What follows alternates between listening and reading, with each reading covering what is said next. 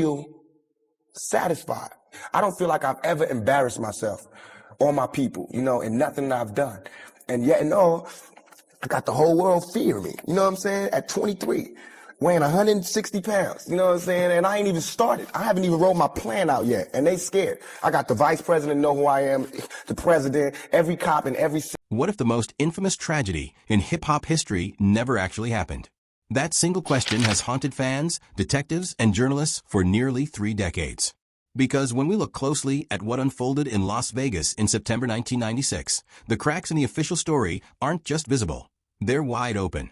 We're told that Shakur was fatally wounded in a drive-by shooting, pronounced dead 6 days later, and quietly laid to rest. But from the moment the lights of the Las Vegas Strip flickered back on that night, the facts stopped making sense. First, there were no arrests, none at all. Even when a self-confessed associate of the gunman came forward, no one was ever brought to trial. Second, the cremation, allegedly arranged within just 24 hours of the announcement, happened so quickly that even close friends never saw the body. And third, crucial evidence simply disappeared. The coroner's photos never surfaced, hospital files went missing, and the crematory worker responsible for the ashes retired the very next day, never to be seen again. It's a kind of sequence that would be impossible for any ordinary case. Yet somehow, it went unquestioned in one of the most publicized events in modern music history. We're told the investigation stalled because of silence in the streets. But insiders claim it was something far deeper, a disappearance planned long before the first shot was ever fired. Too, he was talking a lot of shit, too. He was talking a whole lot of shit, and sometimes it's like they gonna get at you when you talking. They gonna get at you, bro. You feel me? And as far as the situation, I know, it's supposed to be between him and Haitian Jack and some jury or something like that, or whatever it was, and Biggie was telling, bro, you don't even f that. That possibility gained new momentum in 2018, when a former bodyguard named Michael Nice came forward. He wasn't just another conspiracy theorist. He had a background rooted in political movements and professional security work. Nice claimed to have connections with individuals linked to the Black Panthers, the same movement that shaped Shakur's parents. According to his account, when word spread that a hit had been ordered on the rapper, a team was quickly assembled to extract him from the United States. Nice said he was part of that operation, and what he described was nothing short of a covert escape. Humans are not just good and bad, black and white. They're compassionate at times. They're this at times. A man can be compassionate to women at the same time. I was. Look at the lunatic and look at Brenda's got a baby. He told reporters that Shakur was flown out of Nevada on a private jet to Barbados, disguised as part of a medical evacuation. The body left behind, he claimed, wasn't Shakur's at all, but that of a substitute arranged through a hospital insider. And then came the most explosive detail of all. According to Nice, the entire operation had been personally approved by Fidel Castro, who allegedly agreed to shelter the rapper in Cuba under strict conditions. No public appearances, no confessions, and absolute silence about the arrangement. Nice maintained that he possessed both audio and video proof, including recordings of Castro himself confirming the deal. But just as he prepared to release the evidence, he was found lifeless in December 2018. To those who believed his story, that wasn't coincidence, it was a warning. The first domino in a chain meant to keep a secret buried. After all, Nice had gone public, saying, "Nobody's been arrested, because Shakur's not gone." Days later, he was. No foul play was ever officially confirmed, but to those following the case, the pattern was undeniable. Anyone who claimed to have proof seemed to disappear before their story could ever be verified. Feel mad still that my brother, first of all, that's... Even without Michael Nice's testimony, the official narrative continues to crumble under its own contradictions. .40 caliber bullets were said to have struck Shakur at close range, yet eyewitness accounts from the hospital remain inconsistent. Some claim he was conscious long after the shooting, while others insist he was rushed away before law enforcement could confirm his identity. If the injuries were truly fatal, how could he have been transferred across borders within hours? Then there's the matter of the cremation. Reports suggest an alleged $3 million cash payment was made to secure the procedure immediately. That figure defies all logic. No standard cremation costs even a fraction of that. It sounds less like grief and more like someone paying for disappearance, not remembrance. Meanwhile, the cast of people orbiting the case continues to blur the line between tribute and secrecy. Suge Knight, the man driving the BMW the night of the shooting, has spent years moving in and out of courtrooms, prisons, and interviews, always hinting but never confirming. In 2014, he told a reporter bluntly, "Shakur is not gone. He's somewhere smoking a Cuban cigar." For years, that statement was dismissed as bravado. But this year, from behind prison walls, Knight launched a podcast called Collect Call, and the tone shifted. And as soon as I walked out of there, I went in the bathroom and I threw up. And just laid on the floor for like 30 minutes. His mama came in there and cleaned me up. In one episode recorded in early 2025, Knight suddenly shifted his attention to Snoop Dogg, his former artist, and now the public face of Death Row Records. He claimed that Snoop has a lot of explaining to do about what really happened in Las Vegas, suggesting that the story the world believes is far from the truth. The statement hit like a grenade in hip-hop circles. Just 3 years earlier, in 2022, Snoop had quietly purchased the Death Row brand in a deal whose full details were never made public. No one knows who financed the acquisition, how much was paid, or exactly which assets changed hands. The timing of Knight's accusation, coming so soon after that mysterious sale, has led some industry insiders to wonder whether ownership of the label may have bought more than just music rights.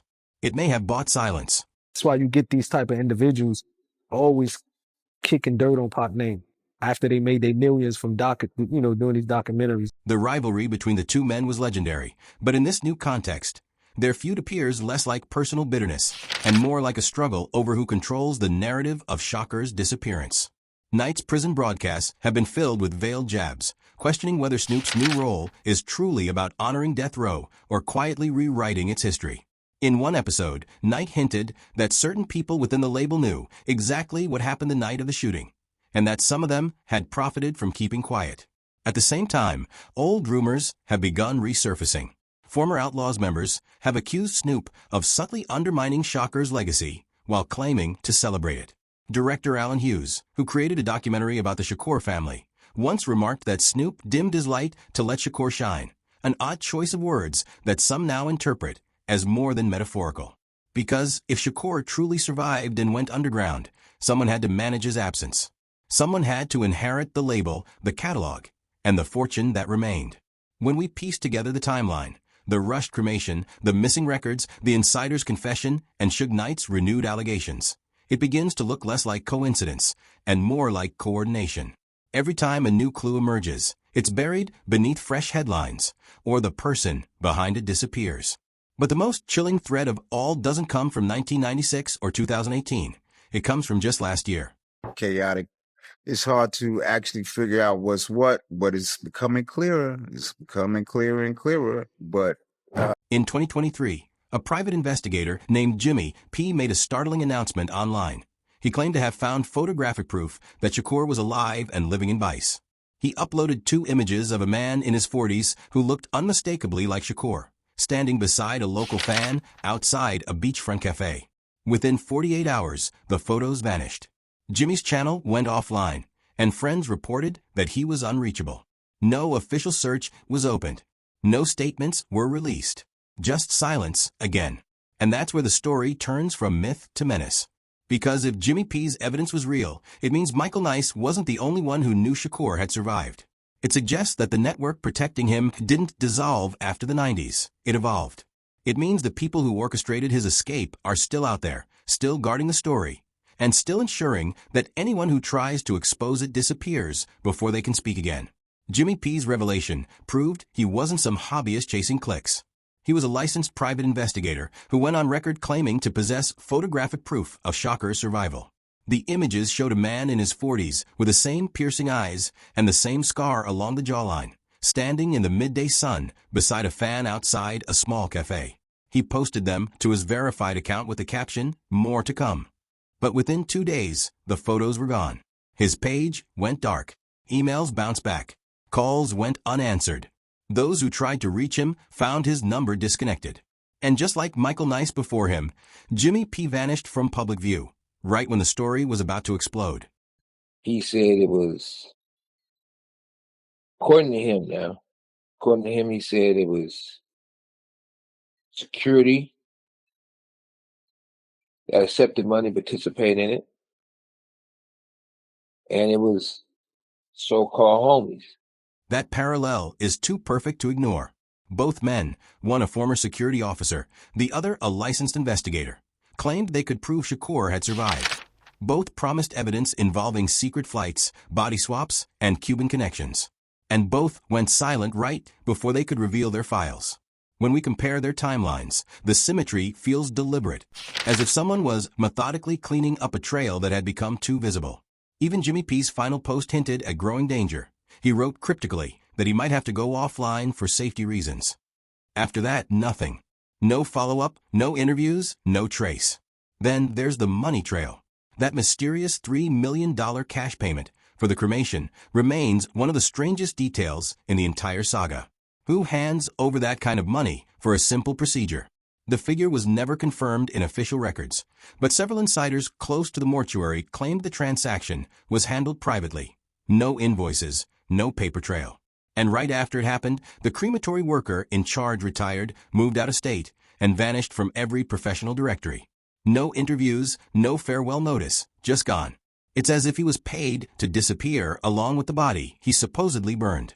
Meanwhile, the justice system staged what appeared to be closure, but felt more like theater. In 2023, prosecutors charged former gang member Dwayne Keefe D. Davis with the shooting. Yet, even that indictment raised questions. They didn't pursue the harshest penalty, nor did they push for a full public trial that might have pulled new names into court. It was a controlled explosion, loud enough to satisfy the headlines, but careful not to expose the machinery beneath. And then there's Suge Knight, the only surviving witness inside the car that night. From prison, he refused to testify. He told reporters that Keefe D. was a childhood friend and that he wouldn't wish prison on my worst enemy. That's not loyalty. That's protection. A man who once ruled the most feared label in hip-hop, now shielding the one person accused of shooting his biggest star. The question is, why? The ground, we had to stay heated and make sure that we protected ourselves, you know what I mean? What if the real answer doesn't lie in what happened after the shooting, but in what was already brewing before it? In the final months of Shakur's life, his world had become a psychological war zone, not just against East Coast rivals, but within the walls of Death Row itself. By early 1996, the label that had once symbolized freedom was starting to feel like a gilded cage. He was beginning to see through the glitter, the late-night calls from executives, the missing royalty payments, the constant sense of being watched. Friends later described him as restless, paranoid, and increasingly convinced that the people closest to him were playing both sides. From the outside, it looked like creative genius in overdrive. From the inside, it was a man unraveling, someone who believed his own team was setting him up. The tension with Snoop Dogg became the first visible crack in that illusion. Just weeks before the Las Vegas shooting, the two were locked in a quiet but intense Cold War. Shakur felt deeply betrayed by Snoop's radio interviews praising Biggie and Diddy, the very people he believed had orchestrated attempts on his life. Within Death Row's circle, that wasn't just disloyalty, it was treason. It wasn't simply about friendship, it was about survival in a world where alliances could turn fatal overnight. People close to the label said Snoop had begun distancing himself, consulting outside lawyers, and exploring new business deals. To Shakur, that was confirmation of his worst fear. The brotherhood Suge Knight had built was collapsing, and everyone was securing their own insurance policy. You know what I'm saying? Everywhere we was going, we had to, keep our eyes open, 10 toes on. Behind closed doors, things were far darker than the public ever knew. Studio staff recalled explosive recording sessions where Shakur accused Suge Knight of siphoning money, claiming his financial records didn't add up. He was enraged that his albums were generating millions, yet his accounts were being handled by men with known mob connections. When he confronted them, he didn't hold back, slamming doors, throwing chairs, and vowing to leave the label the moment his contract expired. Music had been his escape route, but the walls were closing in. By then, he had already told friends he wanted to start his own company, take his master tapes, and go independent. If he had followed through, it could have exposed everything. The secret investors, the hidden cash, and the powerful figures behind Death Row's untraceable money streams. One night that summer, the breaking point came. Witnesses later whispered about a violent confrontation inside a West Hollywood studio where Shakur shouted that they were bleeding him dry. It wasn't just a meltdown, it was mutiny. His words, and the threat that followed, echoed through the label like a warning shot. By the next morning, Some executives were already discussing how to contain him, fearing he might go public with what he knew. In the weeks that followed, the atmosphere around death row turned ice cold. Bodyguards were rotated without explanation. Meetings were abruptly canceled. And Shakur's phone line, his only connection to family and friends, was suddenly monitored. Seen through that lens, the Las Vegas shooting looks less like a random act of violence and more like the climax of a power struggle. Shakur was no longer a cash cow. He was a liability, a man who held the blueprint to the empire's secrets. If the whispers are true, his disappearance wasn't just a strategic escape from rivals. It was self-preservation from the people who once swore to protect him. Maybe he didn't fake his death to hide from the world. Maybe he vanished to hide from the men who called themselves his brothers, men who had already decided that Shakur was worth more gone than alive. And that's where the lines begin to blur between loyalty, silence, and profit. Snoop Dogg's 2022 acquisition of Death Row Records was celebrated as a full-circle moment, a legend reclaiming his roots. But behind the press releases, the numbers were sealed. No disclosed purchase price. No mention of investors. No record of what assets were included. Even the music catalog, arguably the label's most valuable treasure, wasn't part of the initial deal. Industry insiders quietly speculated that someone else might have financed the buyout, perhaps to control what stayed buried in Death Row's archives. When you get to be the age that we at and you get to become as successful as we are, you have to start doing some things that matter for the future. Then came Suge Knight's 2025 outburst from his prison podcast, where he called out Snoop Dogg directly. What did you buy? Show me the paperwork.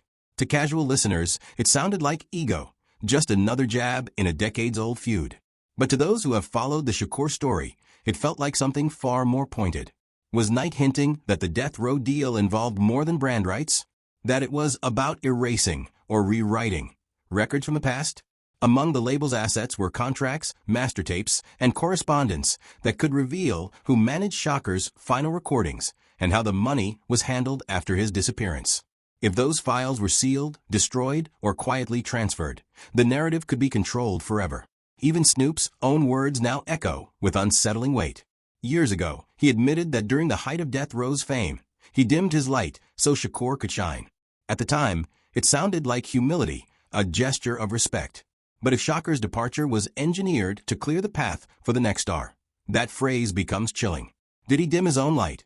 Or was someone else's light deliberately switched off so another could rise? Former Outlaws member Napoleon once claimed that Snoop had grown jealous of Shakur's dominance on the label, and director Alan Hughes repeated that same phrasing. Snoop dimmed his light. It's as if everyone involved had agreed on a coded explanation, a phrase meant to disguise something deeper. When you connect the threads, the vanished witnesses, the unexplained cash, the staged legal maneuvers, and the corporate deals sealed behind NDAs, the picture becomes darker than any simple conspiracy theory. It begins to resemble a managed disappearance, protected by the very men who built empires on Shakur's name. Each decade brings a new distraction, a new confession, a new indictment that never delivers real answers. And every person who gets too close to the truth either backs away or vanishes. Shakur's supposed demise was never just a tragedy. It was an operation, one that required money, silence, and a label sold in the shadows. The question isn't whether Shakur faked his death. It's who helped him do it, who profited most, and who is still working to ensure that the truth stays buried.